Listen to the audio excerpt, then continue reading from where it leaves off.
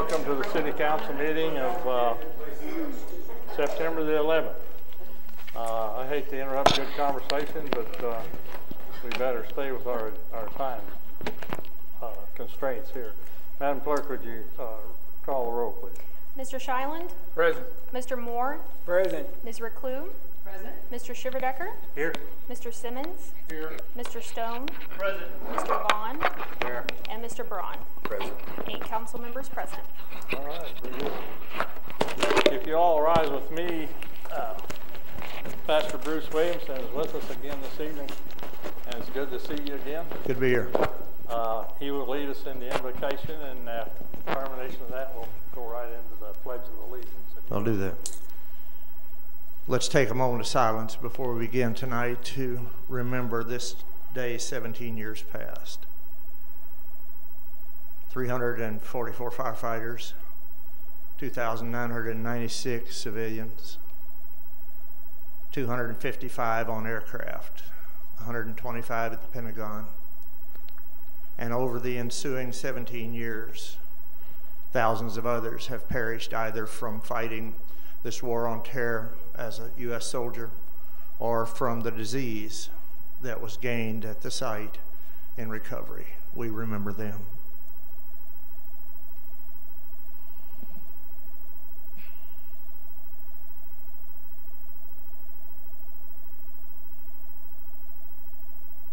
Heavenly Father, in addition to paying our respects on the anniversary of 9/11, we also, Lord, pray tonight for our neighbors to the south and east, North Florida, the Carolinas, Virginia, and no one knows at this time how much deeper into the country it will come or how far north it will go. But we're praying now for those who reside there, while time's on their side, to take precautions and, if possible, to vacate that area. For those that must stay for various reasons, especially emergency services and those that will be taking care of people, I pray for their safety in what could be an overwhelmingly violent hurricane. We are grateful, Lord, to live where we live in the heartland. We've had good rain lately. The intense heat that we experienced for much of the summer has at least dissipated, and we are in a very good place here. We thank you, God, for blessing us. I pray for those that work our streets. They start early, just at daylight, putting in new infrastructure all the way through town. I pray for their safety as they do so, and all of our city services that help us in service each day. I lift up our public safety officers and firefighters and all of those that are dedicated to our protection and the goodness of this community. I lift up our mayor, council persons, administrators, department heads, and all those that lead this city day to day, clear down the line to the boots on the ground that do the heavy lifting. We praise you, Lord, for those that serve the city on committees, for those that are planning this anniversary for the county, and for all other times this community becomes strong as we work together. I lift up those attached to the city family for various and diverse physical needs that would include but not be limited to Mayor Benton, Chief Myers, Mr. Moore, Mr. and Mrs. Reclue, Mr. Chyland, and anyone else who would need that touch from God. Bless those tonight in this session.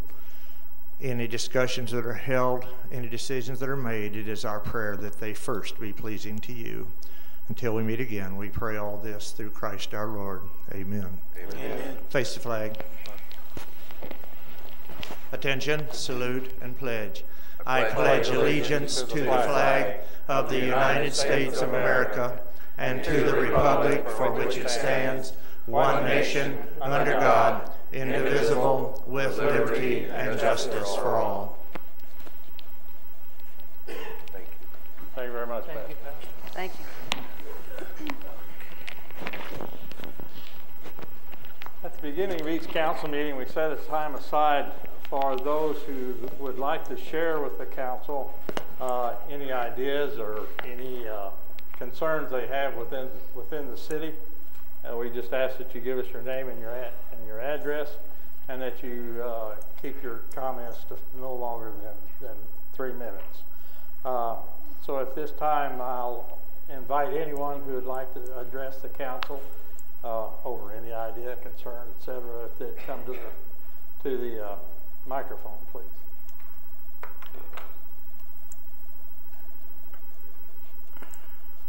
Thank you, Mayor Benton. My name is Linda Roots. I live at 315 West 7th Street here in the city of Fulton.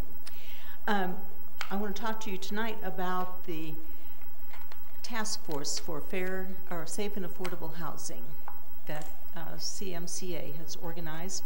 We've been meeting for over a year now, and we have had various people interested in coming to our meetings. I want to thank Mr. Stone for participating in that.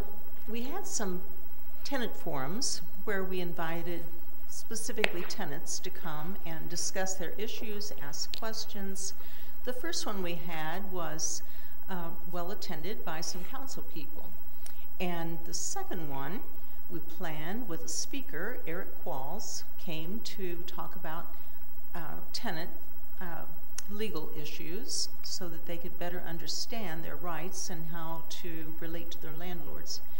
On the evaluation form, the main comment was they were disappointed there were no public officials there to hear their concerns. So I just want to raise that up to you, that they would love for you to know what's on their mind, and it's an opportunity to hear what they're thinking. So tomorrow night, we're going to turn the tables. We have a forum planned for landlords. And I believe we have 15 landlords who have signed up to come to that. Mr. Stone's going to facilitate part of the meeting, and we'll have other facilitators and discussion throughout the evening. Will be at the CMCA office from 5 to 6:30. So I hope that some of you could make that out to hear what the landlords have to say. And then we have another event planned, which is a housing expo. It'll be out at the Callaway Electric Cooperative, and we'll have tables for different groups. Several groups have signed up to offer resources of different kinds for landlords or tenants. And we're looking forward to that. That'll be on Saturday the 27th of October from 10 in the morning till 2 in the afternoon. So we invite you to both of those events. Thank you. Thank you very much. Appreciate your work and your efforts in facilitating communication between landlords and tenants. Thank you. Very good. Are there any other visitors who would like to comment this evening? Now, Mr. Mayor, sure. I got something to say. Excellent. My name is Beverly Gray, 112 West Oliver. The first thing I was told by Mike Bell to thank you all for rezoning his property. He's going to Hawaii for 7 months and work, and he eventually plans on moving back there once again. So thank you for Mike Bell. Now then, this is just something for you all to think about. After sitting up there for 2 years, and I know it's a charter thing, what about you change it to where you're up there for 4 years? Because the first couple of years, it's a learning process. And I know you probably have to change the charter, but it's something you maybe should consider or think about. I think that's all I've got to say, so thank you for listening. Thank you. Thank you, Bill. Thank you, Mrs. Gray. Good comment. Any other comments from visitors? Give you one more try here. Okay, seeing no one coming forward, we'll move on to our with our agenda, and our next item is the approval of the consent agenda. Consent agenda is just a tool whereby city councils can more efficiently and move their meetings along, and we just have a number of items that we can approve at one time. So, and on our consent agenda this evening is approval of an event from the Kingdom Christian Academy to be held in Memorial Park on December the 1st. And also looks like we have an approval on an event for from Callaway Youth LGBTQ Alliance for a fundraiser in Veterans Park on October the 13th. Would any council person like to remove anything from the consent agenda? And if not, I would appreciate the motion. If there's no objections, I move we approve the consent agenda as presented. Second. Very good. Thank you. Have a motion and a second to approve the consent agenda. Is there any further discussion of that motion? Hearing none, all those in favor of the motion, please signify by saying yes. Yes. Yes. All those opposed, no. Okay, the yeses have it. Thank you. Now move on to unfinished business, and looks like Mr. McDaniel is with us this evening and to discuss designating a couple properties. If you'd like to come up, David. Thank you.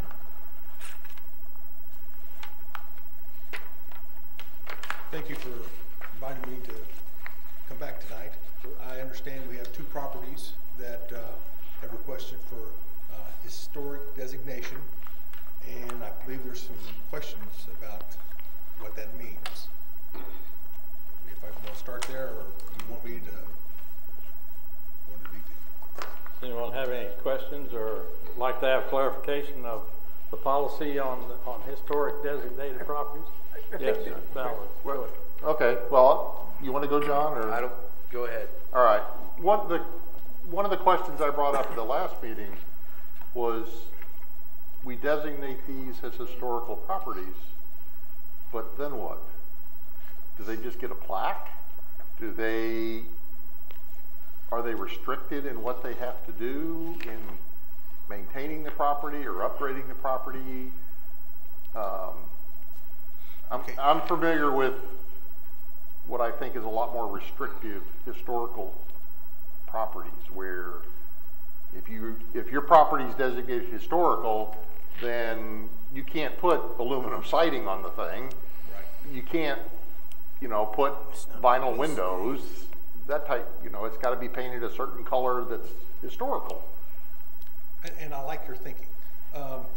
Right now we have two designations, a historic property and a preservation property, according to the ordinance. The historic property it's identified as being historic.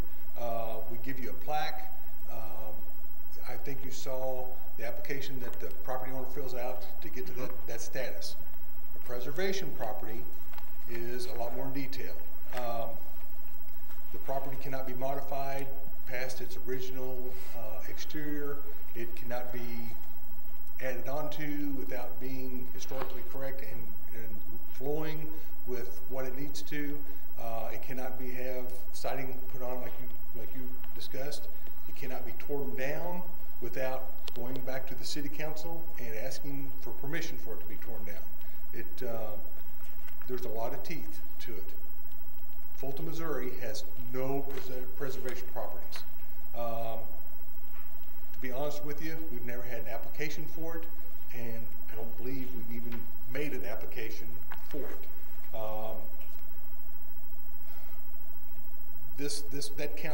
That ordinance was written almost 20 years ago. We've been working on modifying it for the last 3 years. We are still CLG community city, and the CLG has to review it, any type of modifications we do, and we've been working on that. And hopefully within the next 6 or 8 months, we will bring you a new ordinance to clear up some of these items. But you are right, a historic property, there's no restrictions on it. They can add on to it, they can put vinyl siding on it, they can change the windows, they can, but hopefully, since people have gone to the trouble to have a designation of historic property, it's a step in the right direction to keep it historic and somewhat the appearance the same, but there's no restrictions to it. The one property on 8th Street, hopefully you'll remember, the Historic Preservation Commission took it as a positive move for that property because there has been a lot of concern about being torn down or severely modified, and we do not want to see that. But once again, we have no control over the owner. Yeah, I drive by it every day, and Right. it's a really neat looking house. It is. Tons of possibilities. Yep. Tons of possibilities. And an out-of-state buyer, and I do not know the person that bought it, but we were actually took it as a little bit of excitement for that property. Yeah. So, because they took the right step Okay. to have it. Thank you. Yeah. Thank you. David, is there anywhere in the current ordinance that states that there's two designations? Because I only see one place for one designation in the whole entire thing. It is very confusing. The historic designation is at the beginning, and then somewhere in there it is slipped in about the preservation property, and then that's where it goes through all the details of what has to be done. Because, I mean, I certainly read it a completely different way, that anything that would fall into, that we would designate, would fall into this ordinance. And so this ordinance isn't being adhered to, is that correct? No, sir, it is being adhered to. Okay. Yeah, but it's very hard to follow. I was on the Historic Preservation Commission 2 years before it dawned on us. But unfortunately, nobody has ever wanted a preservation designation. Well, I mean, because as I read through it, and I've read through it several times to try to understand all of it, I see it as if we designate a home as a historic home, it falls into the guidelines of this, and then there is the guidelines that have to follow. Now, colors do not matter I mean, specifically in there it says that colors do not matter. There's several spots that it says that it does not matter. Most of the language in the ordinance is for a preservation home, preservation property, which there are none. But I don't. Okay, I guess I don't see the difference, and I don't see anything in the ordinance that even talks about a historical property. It's at the very beginning, and it's a very few paragraphs. And I'll be glad to show it to you after the meeting or at another time. But Jeff was on there. Richard was on our commission for a while. Mary's on it now. But in the early days, we have been addressing this for a long time. And I apologize. So would it be a big concern if the property on 8th Street was done and came back for the designation that they're looking for? Well, we can go back with anything. I don't want a property owner to get discouraged over it. And the commission and the council in that statement for years has said, if you get this designation, there's no rules that say you have to abide by it. It's just a designation. Yeah. And So then why would it even come to the city council, I guess would be my question, if it has no designation of any kind? Well, it does have a designation, though, historic designation. And Okay. there's no rules they have to abide by. It's thanking a person for going to the trouble to keep their house historic, and I think they're great. I really, I mean, what a lot of them have done, yourself, I mean, many of them, the Lewises have done, I mean, a lot of wonderful, wonderful things, and I really, Right.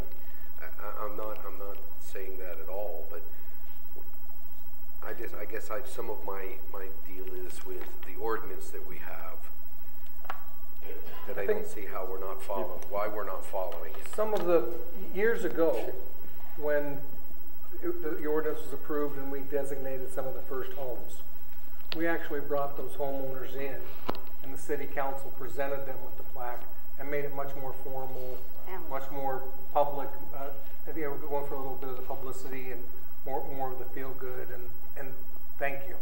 the last designation we did that, and we would plan on doing that with this. Right. If I could walk down memory lane, and Steve, you can correct me here. I was on the council when we passed this ordinance. And at that time, property rights was a main topic and a main concern for homeowners. We were trying to reach a compromise for those folks who would like to have their homes designated and also protect the property rights of other owners that they didn't, not necessarily. And that's also at the time when we established the districts, the historical districts. So you're looking at a real compromise here that the ordinance is more intent upon encouraging voluntary compliance and also participation. Okay. So, yes, I mean, if you want to put more teeth in it, sure, you can do that. Go ahead, Steve. Well, I think that the last few boards we've had on historical preservation, you don't hear much from people, but as the mayor said, in the beginning, you know, dogs and street lights or loud noise would bring people into council, but the personal right on houses filled up the council chambers on that. And our theory was, if we compromise with them, if someone bought one and they wanted to fix it up, but they still wanted that designation, because at that time you could get 2% money if you had your somebody. The whole intent was not to fight them, but try to make them if they want to buy them and fix them up. And I think Vicky did quite a few, moved one from down there at the college, David Poe main house up on the 5th Street. So, you know, we've had some success by solely working with them, and some's taken longer than it has, but I think we learned that we can't just tell them, okay, you give it when you finish, or they're not going to do the project. Yeah. That's my thought of it. Sure. But we are evolving towards putting some teeth in it. And, you know, you can't just tear it down, which, you know, is a concern of a lot of these properties. And the ordinance will evolve with that. But it's tough to fall under the CLG guidelines and to do everything the way that they wanted to do. And like I say, we've been working on it, I know, for 3 years. Richard, I don't know how long it's been since you were there, but we were working on it then. And you know, yeah, I mean, it's the time that I was on it, I actually attended a state meeting on this, and it, you know, half of that day was spent on how to reword your ordinances and what you want to put in. And I think there's even a third designation from the state that you can get that's kind of an in-between the just, you know, recognition of historic and then all the way to preservation. There's a halfway mark in there also.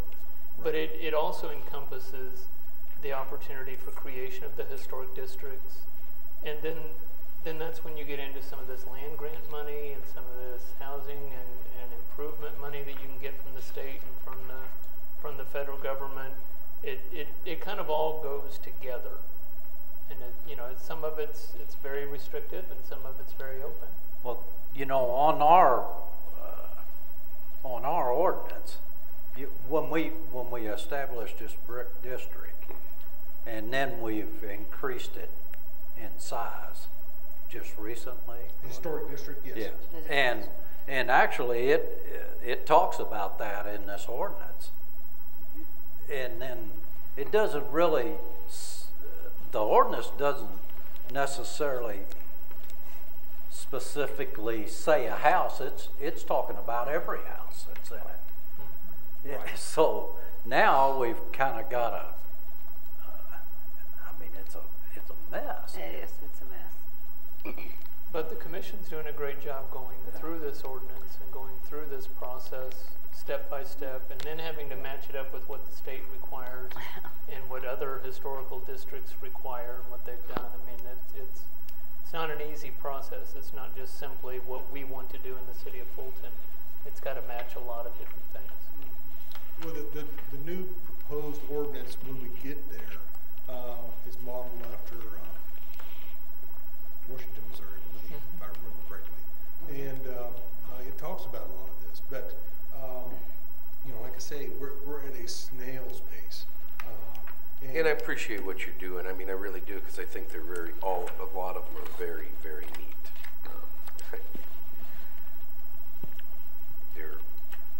They're special. If you like that kind of home, some people don't like the older homes. They want brand news. That's correct.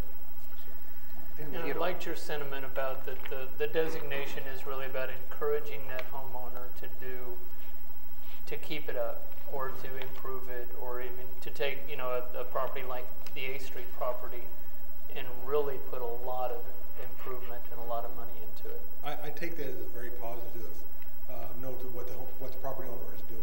And like I say, he is out of state, so I mean, you know. So we really don't, but with that guy, we really don't know what he's gonna do. Right. Theoretically. I mean, he just says that he's gonna remodel it. Right.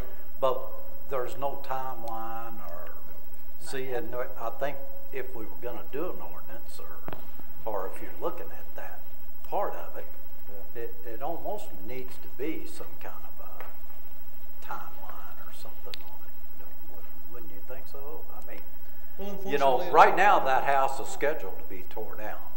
Right.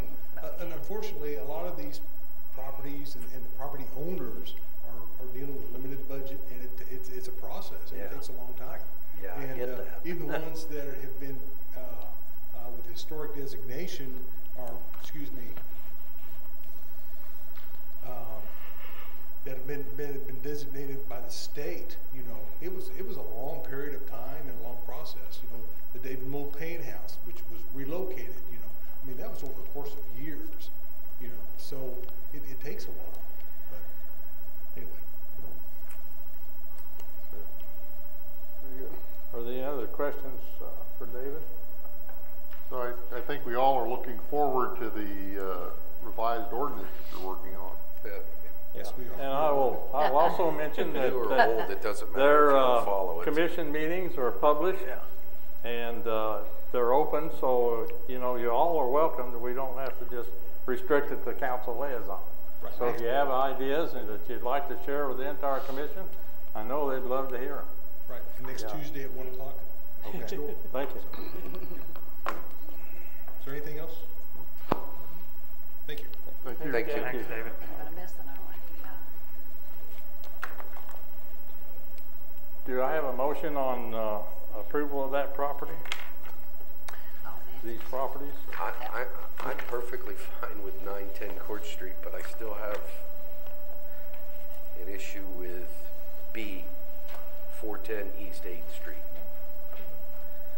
Why don't we go ahead with just the Court Street Separate. first? You Keep it separate.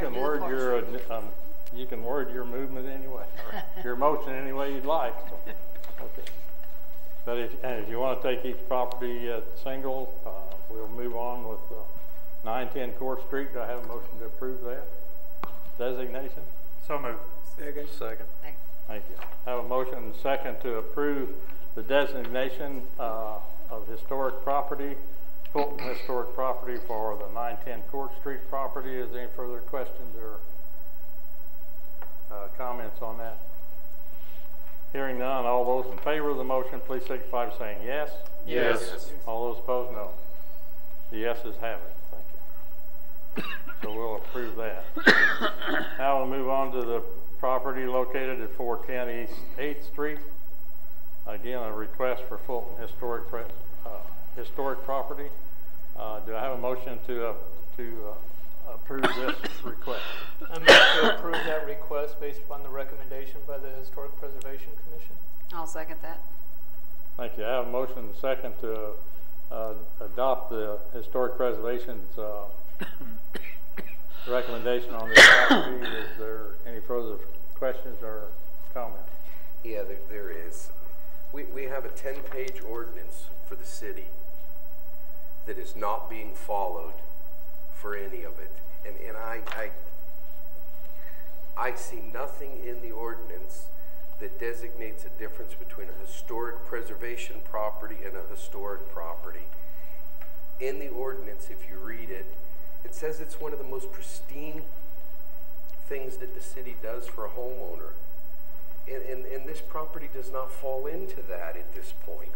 I don't understand why we have an ordinance that's not being followed. Why would it come to us if we don't have an ordinance to follow?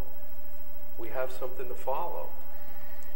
And there's another part to it when it comes to historic districts that we'll get into in just a few minutes, but I don't understand that. I don't understand at all how we can have an ordinance and not be following the ordinance.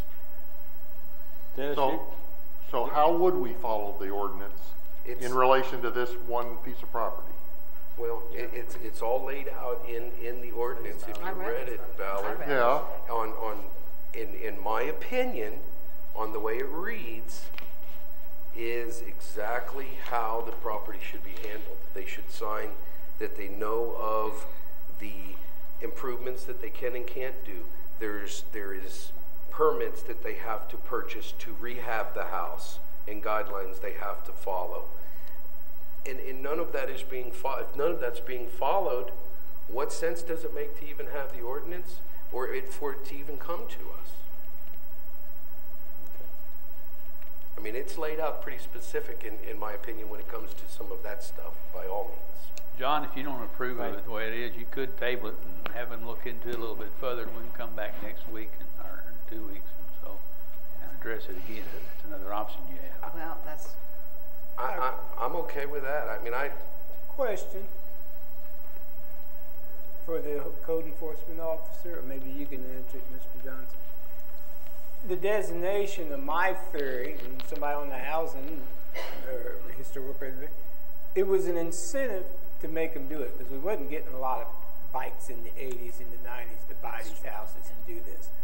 But if you give him all this, he still has to go to Dennis in order to apply for the codes to do before he does any work on this house. Yes. And, you know, even if we give him the designation, he decides after a year he ain't done nothing on it, we can either tear it down or, you know, it's just a piece of paper we give him, but it's an incentive, as David said, to get people start to work on it. good point. So my thought was maybe he'll come to Fulton and look at his property, and then Dennis can tie him down to what is his real plans of the property. Good point. well, Okay. Got a motion? I mean, we're not losing anything. We can take it away, or you still consider it condemned if he doesn't do anything with it. it's not, again, I just go back to the ordinance that the city has in place that's not being followed. Okay.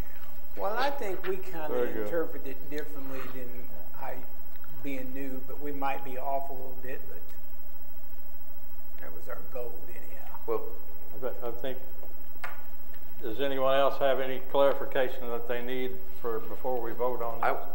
Okay. I would like to table for further, I would like to table 410 East 8th Street until maybe the next meeting, so others can maybe have an opportunity to read through the ordinance and look at it.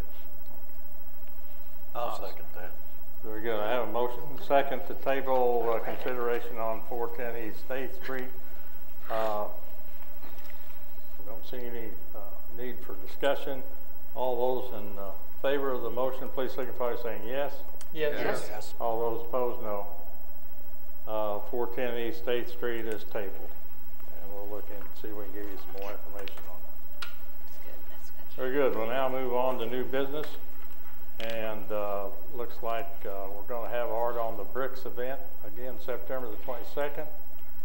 And is anyone here from the Brick District that wants to visit? Okay, thank you. Ms. Bell. I should state the obvious, I'm not a Gary Vaughn, but he's ill and I'm standing in him. He's taller than you, right? I'm standing in for him this evening. I think I've spoken with Courtney, and she said everyone has got a copy of the proposal that we had presented to the council for approval on the event, the layout, and what our needs might be for that day. Should I review that, or do you have questions concerning it in any way? Does anyone have any questions for Ms. Bell? Pretty self-explanatory. Okay. I'd entertain a motion. I'll make a motion we accept it. Second. Thank you. I have a motion and a second to approve the event for September 22nd entitled Art on the Bricks. Any further discussion or questions? Hearing none, all those in favor, please signify by saying yes. Yes. Yes. All those opposed, no. Thank you. The yeses have it. This is the easiest thing I've done all day. Thank you. Well, I'm glad we Me saved too. it to last. Okay. Very good. Let's move on to item B, which is the Parks and Recreation Park Reservation Policy discussion. Clay, you want to give us your thoughts on this one? Tell us what we're doing. what we're proposing is a policy change to our facility reservation policies. Basically, we're proposing that if a person or an organization wants to reserve a facility and they want us to waive the fee, that request would have to come before the city council, and the city council would have to approve that or not approve it. Courtney and I talked a little bit today about the logistics of it, and I think if we went with this policy, we would require them to pay up front at the time of reservation, and then if they came to the council 2 weeks, 4 weeks later, and you all approved the fee waiver, then we would reimburse them that fee. I think that's probably the simplest way. It just seems like there's been more and more requests for fees to be waived lately. I see. And I get a little nervous when we say, yes, we'll waive it for one, and we won't waive it for the next one. And when we charge some, and we don't charge some. Yeah. I just think we're setting ourselves up for a bad situation. So what are the fees? Too cheap. Is it? Did you know? Oh, you didn't. The fee structure is, I think it's on the third page, item F, and they vary between $40 for shelter rental all the way up to $125 for the scout cabin rental. That's interesting. And then there's some incidental fees in there also. Clay or Bill, what are some of the examples of waivers that are approved? I mean, are we talking about like nonprofit organizations? Is that usually who we've been approving? Yeah, I mean, the policy, item 3 in the policies, gives the Parks and Rec office some discretion. Right. And I try to use my best judgment. And probably what I weigh it against is whether or not the council would approve that. If it's a charity organization, if they're raising money, some ones that we do, obviously the street fair, we waive the fees for, United Way, Relay for Life, some Super Sam functions. So those type of functions. I also try to work with the schools a little bit. I think it's important in a small community that we work together with. When you have limited resources, I think it's very important that we work together and share those resources. So, again, I just try to use my best judgment. Do we turn some people away? Yes. We say no to some people, and we approve some. So. And I guess, kind of what he says, I guess my philosophy on who we waive and who we don't is if the city is a sponsor of the event, if we're participating. We obviously sponsor and support the street fair. United Way is pretty much the only service organization that we sponsor and allow even paycheck deductions for. Exactly. At tables. But sure. The other ones we don't. I mean, would there be opportunity? I mean, when I was reading through this, I was imagining that the ones that we were approving were probably like the nonprofit organizations, somebody that's going to come to us. And is it designated 501c, something like that? Yeah, and that's kind of what I use to judge it by too. Yeah. And I didn't know, would that just make it simpler to put it in there that nonprofit organizations have the opportunity to request waiver? Yeah. I would say it's waived. Yeah. I didn't know if we would just want to say waive because someone might want to go ahead and pay. They might want to, contribute. But well, I would say this. I mean, would that simplify a lot of this of what might then also still come to us or be turned down? Well, my experience, my 13 years of experience are if someone comes to the council with a pretty good cause, that we waive the fees if they request it. I don't know that I recall anybody ever being denied. And I think what you get into with the nonprofit organizations, some are really nonprofit. They've done the paperwork. They're an organization, and some are just kind of nonprofit. Well, and that's we had the most recent example was they were going to be applying for nonprofit status, but they're not right now. No.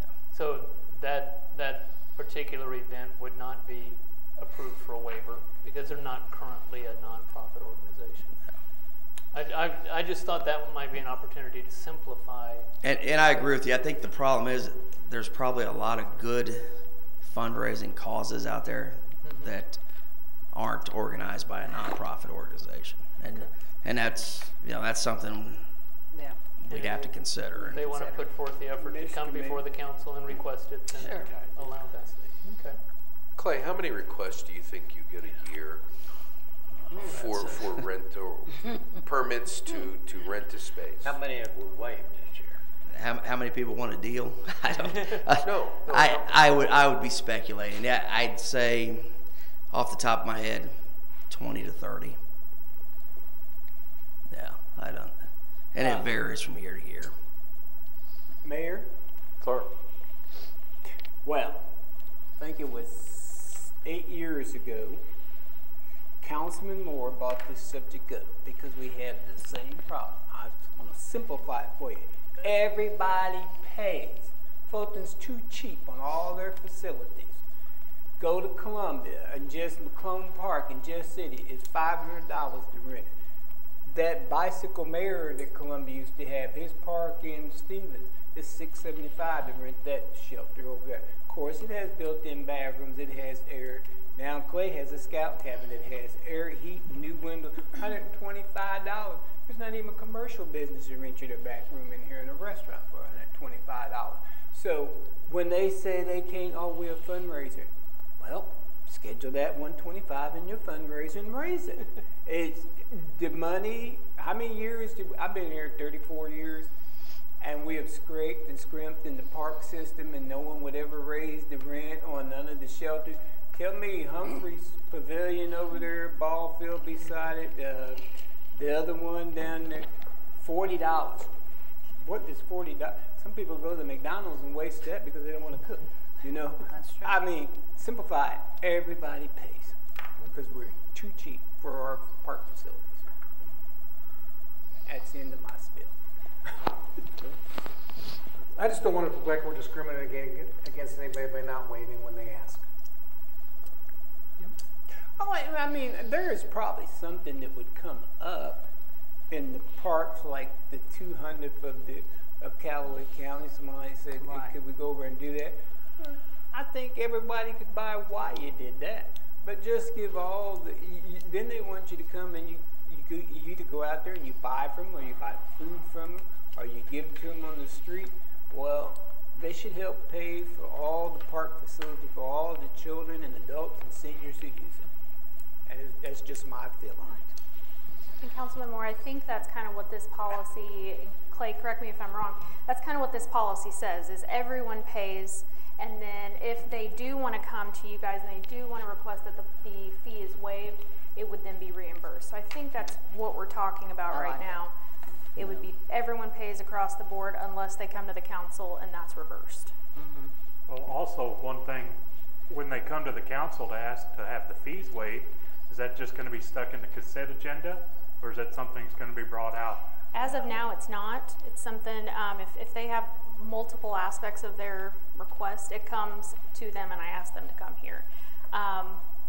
That's up to you guys though. Yeah, That's something you want. I wouldn't Well, want if it's in it the just consent in the agenda, consent yeah. agenda. No, It'll we need just it At disappear. all. I'd like it separate, yeah. Too much disappears in it now. Well, you have to watch it, read it, yeah. I think one of two things are going to happen. If we adopt a policy that everybody has to pay, unless you go to the council, I think it will discourage some people from, because some people just won't want to come to the council. They just rather pay the $40. The other side of it is there's going to be groups that come to you that have been getting the fees waived for maybe forever. And the Scouts are a very good example. They've been using the Scout cabin since way before my time at no charge. So, you know, is that an organization that you want to, that you'll have to consider that, because they'll be. Well, it's named after them. They should be. Yeah, that's. Well, they would pay to use that. Well, I mean that's we're waiving the fees for them, and That's a good point. And if we're going to do it consistently across the board to everyone, Then, and yeah. you don't want me to pick and choose who we do it to, then I'm going to send everyone here. You also don't want to run off nonprofit organizations from using the facilities. They bring in 200 or 300 people, and they buy stuff when they're in this town. They buy gas, they buy food. And they buy You stuff. don't want to run them people out of town either. You gotta consider that. Okay. I had a separate question that's later on in the draft, and it's just understanding the alcohol permit and the noise permit. Yeah. go to the city clerk. That is correct. But the reservation goes through Parks and Rec. Is that an ordinance thing? Is there a reason why, if I'm going to use the shelter and I want an alcohol permit and a noise permit, why I can't do that all through Parks and Rec? Is there a legal reason? Because all the permits go through the city clerk's office. Yeah, so we take the reservation downstairs. They have a form. They carry it upstairs, and they handle all the permits. And sometimes they'll make the reservation, and they'll come back at a later date, closer to their event, and decide, oh, okay, we need a noise permit or we need an alcohol permit.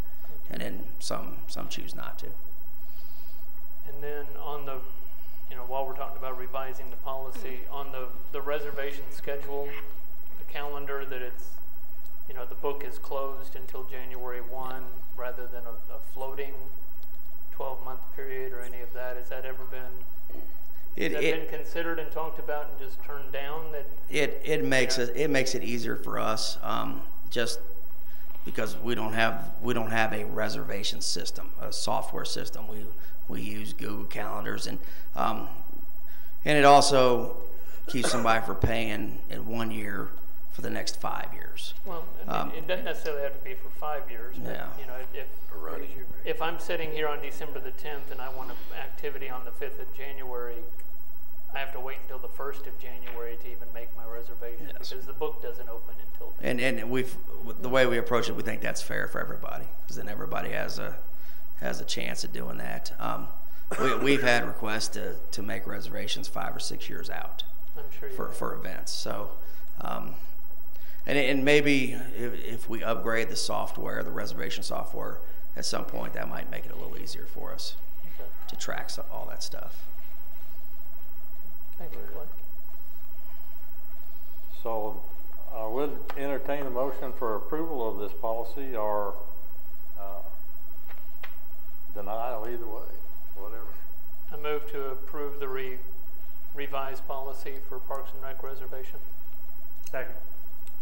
Thank you. I have a motion and a second to approve the Parks and Rec reservation policy that's included in your packet. Is there any further discussion of that motion? Hearing none, all those in favor of the motion, please signify by saying yes. Yes. All those opposed, no. Yeses have it. Thank you. And I guess, Clay, this will be on all new reservations after today, correct? So there may be a reservation that you took and have waived the fee before today. Yeah. We don't have to review those, correct? It says September 1st, I think, on there, but as of today, we'll start enforcing that policy. Okay. So if there's reservations that were made before today, we'll honor those. Okay, thank you. Very good. We'll now move on to item 10, which is council concerns. This is time that you can bring to us any item that you'd like to discuss that's not on the agenda.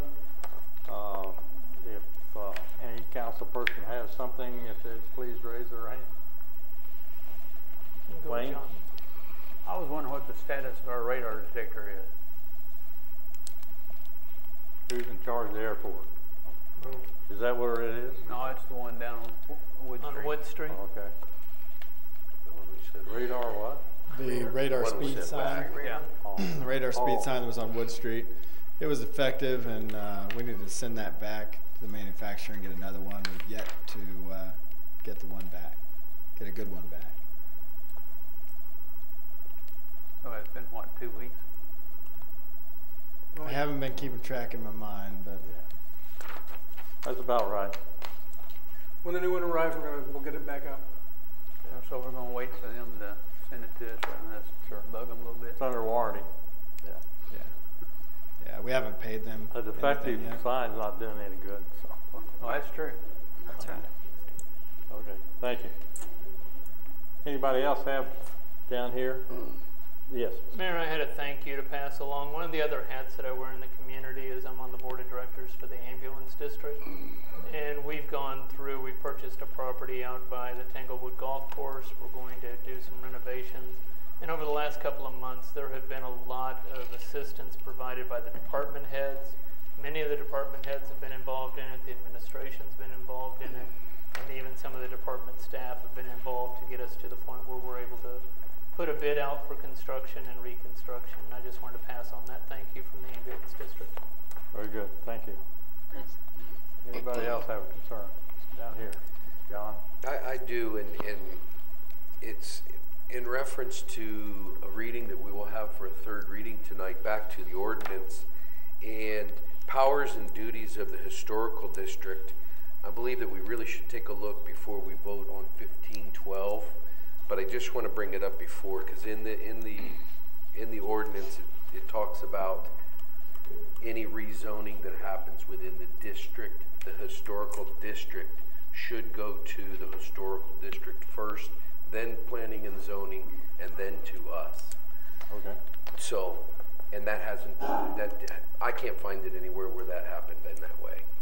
Thank you. Mr. Moore, did you have something? Yeah, it'd be really short. The same subject I'm on Jefferson Street. I still want to know how long we want to let a half of a truck sit on a trailer. It's been 12 months now. And I just don't see why you let it just sit there. I don't care if the trailer's got a license on it. It doesn't move anywhere. What's the address? Dennis, what is? I believe it's right around 811. Yeah. Oh, really? Okay. That's all I have today. I got a couple of things. Very good. Go ahead. Councilman Vaughn. 2 meetings ago, I said something about the house on 6th Street, and you give a report that it had a court date. I was wondering if there was any update on that. The court date happened? It's my understanding that they maybe moved some people in yesterday. I don't know. More they didn't get our permission people. if they did. I'm sure they didn't get it. They do not have electricity yet. Dennis, why don't you come up and kind of tell what you learned today? Yeah, I talked with the attorney today, and the judge hasn't signed the court order, but there's a court order enforcing him to bring the property up to code with licensed contractors. And so I've been in contact with one of the contractors that has been over there. The contractor has a permit, electrical contractor. He's been over there to do some work.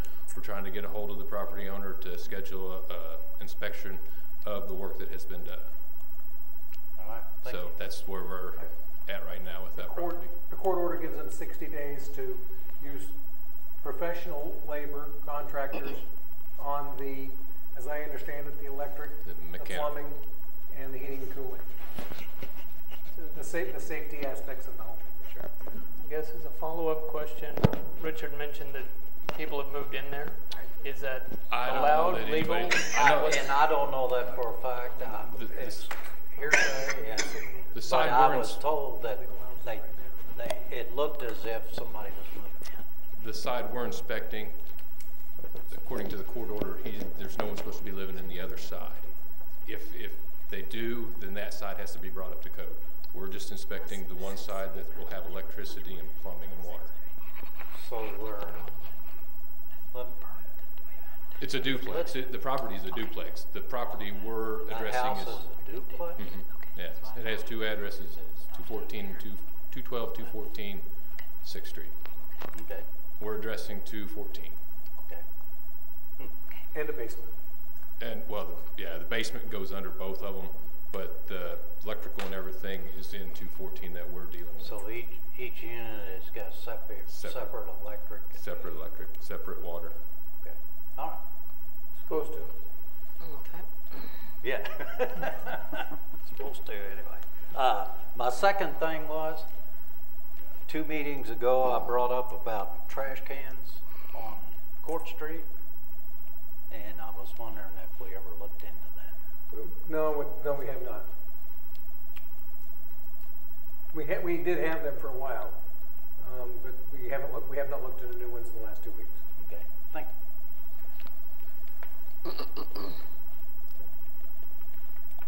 Very good. Anybody else have anything?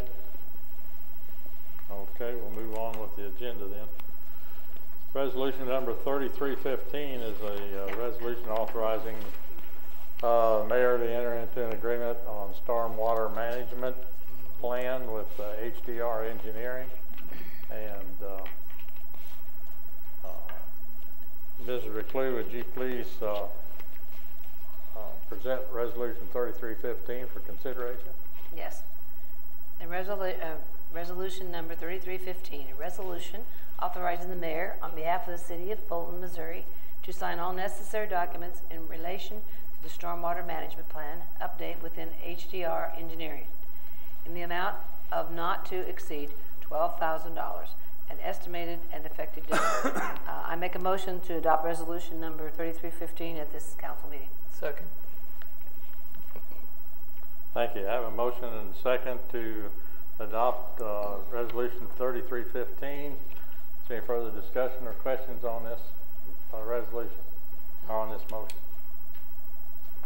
Hearing none, all those in favor of the motion, please signify by saying yes. Yes. Yes. All those opposed, no. Okay, very good. Thank you. What about 1512? We know it didn't go to historic preservation. Yeah, that's not something I'm aware of off the top of my head. Have to probably look into that situation.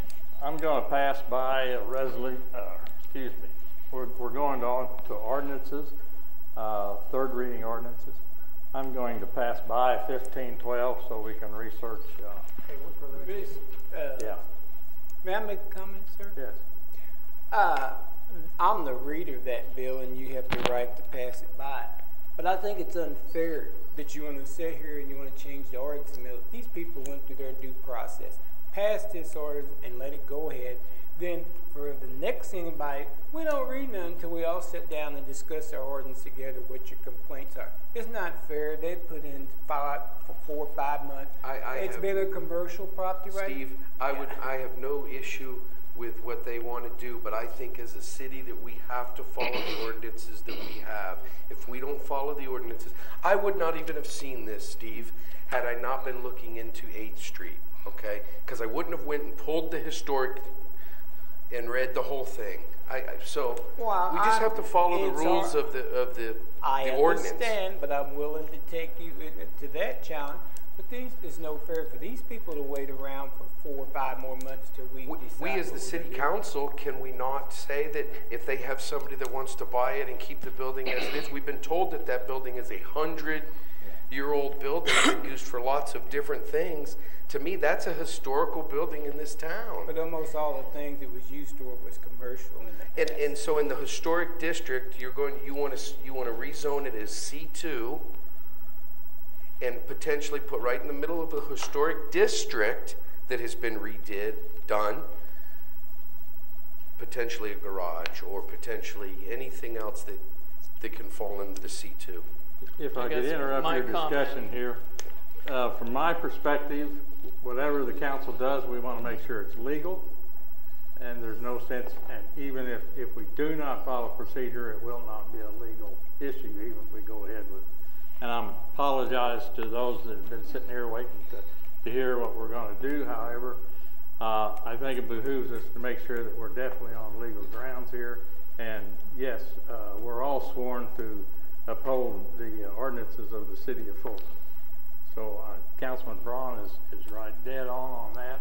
And I like your passion, Councilman Moore, but I think we need to back off. And it's very similar to what we did out south. You know, we didn't do a good research on our end of it, and if that's truly in fact in the ordinance, then we need to make sure it's there. So let's make sure that we get it done right. Okay?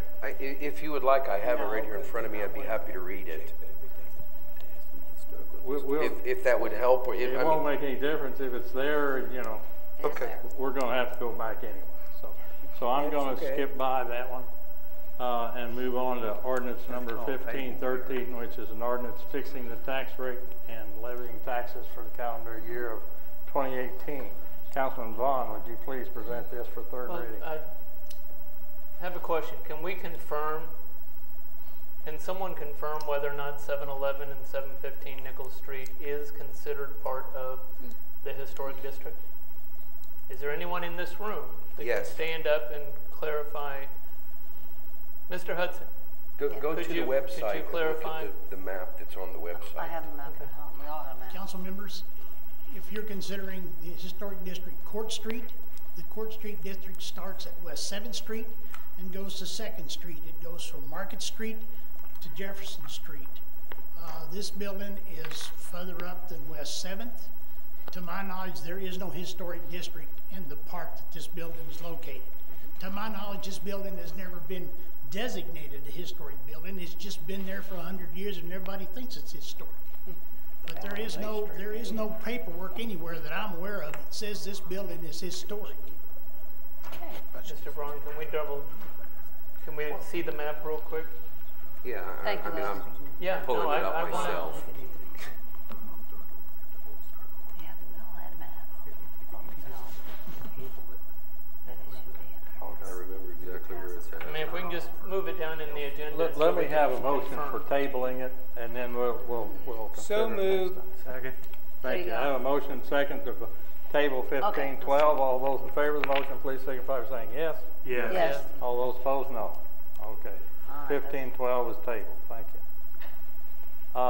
Now we'll move on to 1513. Councilman Vaughn, would you please present 1513? Bill 1513, an ordinance fixing the tax rate and levying taxes for the calendar year of 2018 on all taxable property in the city of Fulton, Missouri, and establish an effective date. I make a motion to place Bill 1513 for final passage at this meeting. Second. Got it. Very good. Thank you. I have a motion and a second to advance 1513 for final consideration. Is there any further discussion on the motion? Hearing none, all those in favor of the motion, please signify by saying yes. Yes. Yes. Excuse me. All those opposed, no. No. I have one no and 7 yeses. Thank you. We'll now move on to announcements. Those are in your packet, or they're on your agenda, so I'm not going to re-emphasize any of those. I will be I'm going to comment on the work session that will be on October the 9th. We'll be working on that agenda in the, next beginning after we come back from Branson. So if you have anything on that you haven't already discussed with me, please give me a shout. Yes, ma'am. Would it be appropriate for us to get a break so we can Do we have a location? Why don't you research that while we're in closed session, and then we can come back. Jeff, I can't get this thing to I've got work it correctly loaded right here. this He's got it. Jeff's got it. So Les, Did you get it? would you join me up here? I just want to get Oh. the actual amount. Go ahead. Load it. Yeah, Les is message. Is it the correct? The property would be in this shaded area. So that appears to be an historic district. What's the big meat? I don't know. Courtney's going to the map too. There is Robertson, Westminster, a couple others. To my knowledge, I can't get mine to open right now. You had It's the other copy, you could read it. What's that?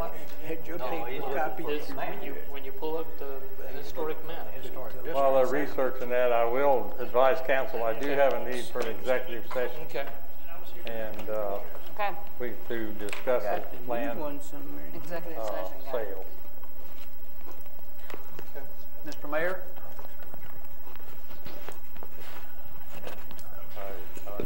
Mr. Mayor? Sorry. Yes.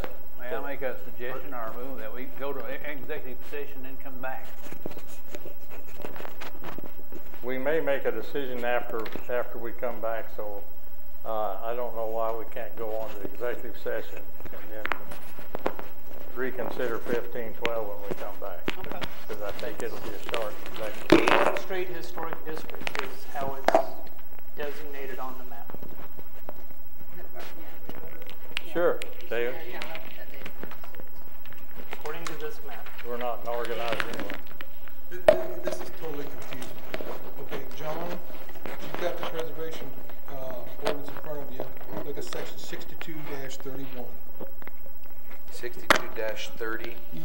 31. 15 is where it states. 62-31. Fulton Historic Property and Fulton Historic District Identification. Okay, which was what I was talking about earlier. Okay, now what were you stating? Okay, talking about 1512 and it not coming to you is in 6230.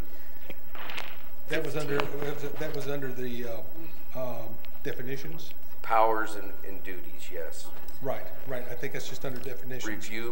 Review proposed amendments, applications for special permits, and applications for zoning variances that affect city historic districts or historic properties, to make the recommendation to the Planning and Zoning Board, and then on to the City Council from there.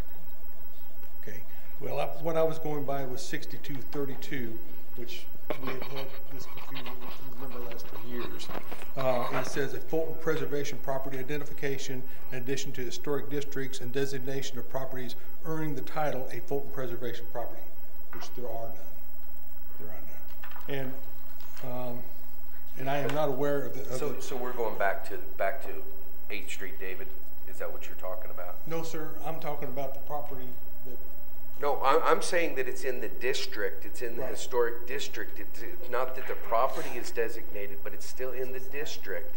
Correct. That it falls. It lays within the district. To the best of my knowledge, there's no restrictions on any properties in any historic district. The ordinance says that it is. And once again, would you please read to me where you're at on that ordinance? 6230, number 15. Powers and duties. Yeah, I'd say it's in the district. In which paragraph? The entire number 15 there. Periodically review the zoning ordinance? No. Review proposed amendments, applications for special permits. Here you go. It's okay. Number 15 there, David.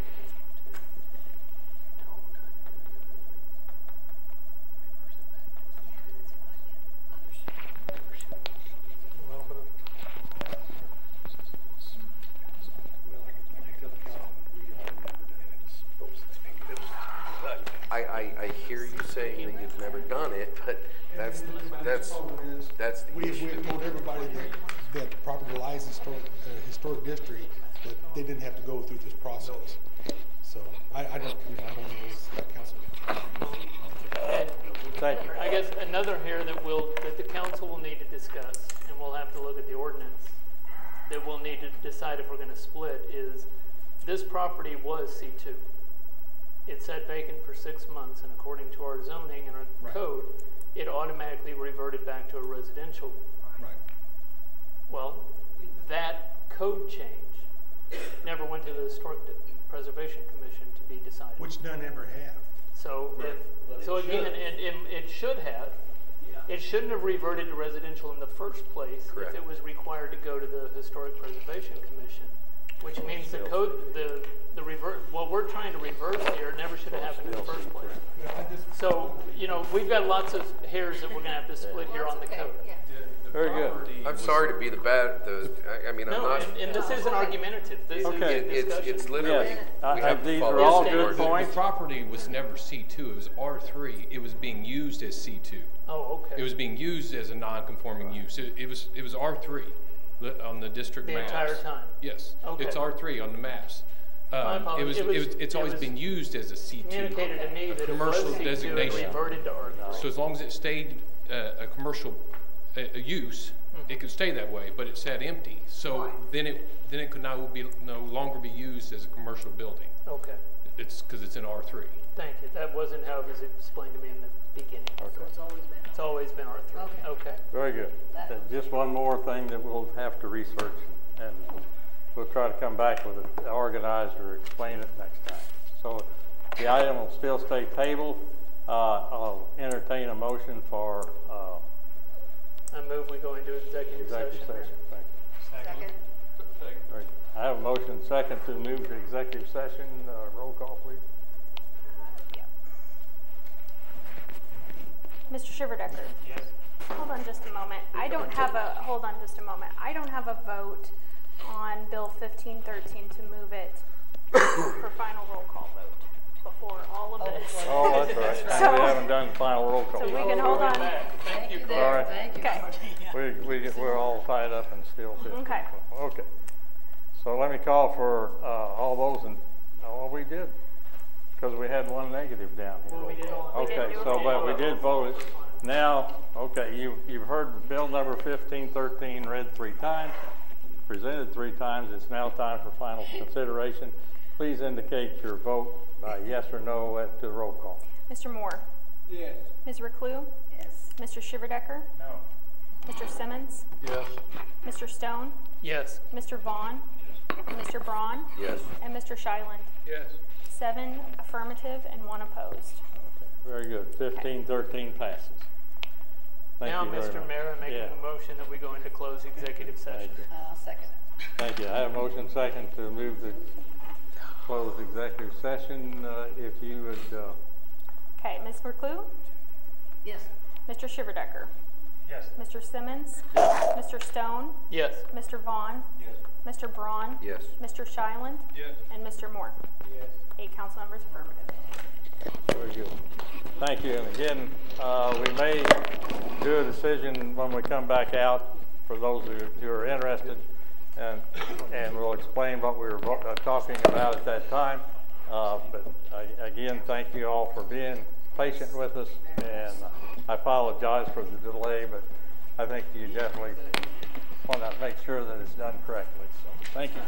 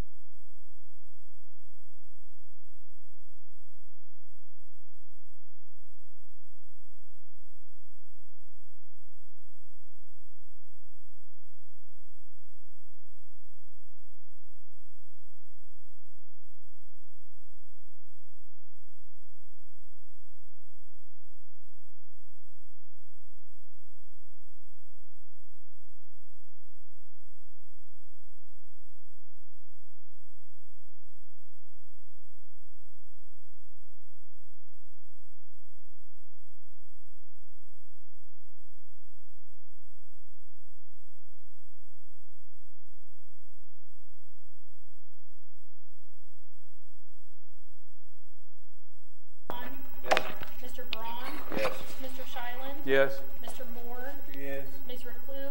Yes. And Mr. Schimmerney? Yes. 8 council members affirmative. What we were discussing in executive session is we have an offer on a piece of property of approximately 10 to 13 acres right off Westminster, North Westminster, the city owns. And put this on.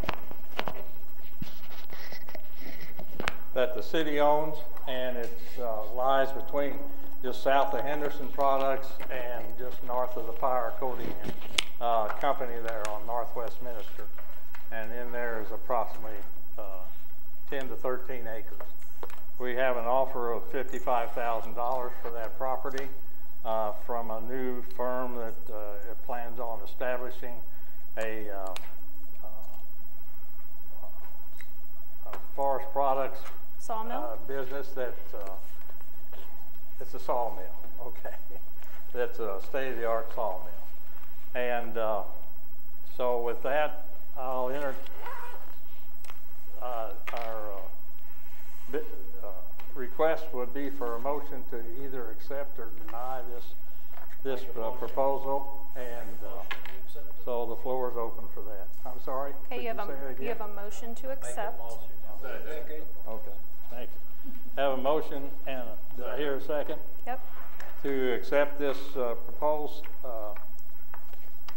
proposal, and is there any further discussion of that motion? Hearing none, all those in favor of the motion, please signify by saying yes. Yes. All those opposed, no. The yeses have it, so we'll approve that. So thank you very much for your time this evening.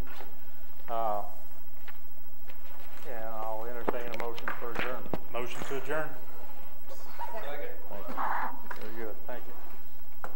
Motion and has been made for adjournment. All those in favor, please signify by saying yes. Excuse me. We weren't going to talk about the rezoning? I thought we we'd were asked them to stay. Coming back here to... I think that we have enough questions on it that we still need to research it. That's fine. Yeah. Okay. I just want to acknowledge our visitors. Yeah. Yeah. I just want to acknowledge our visitors. Okay.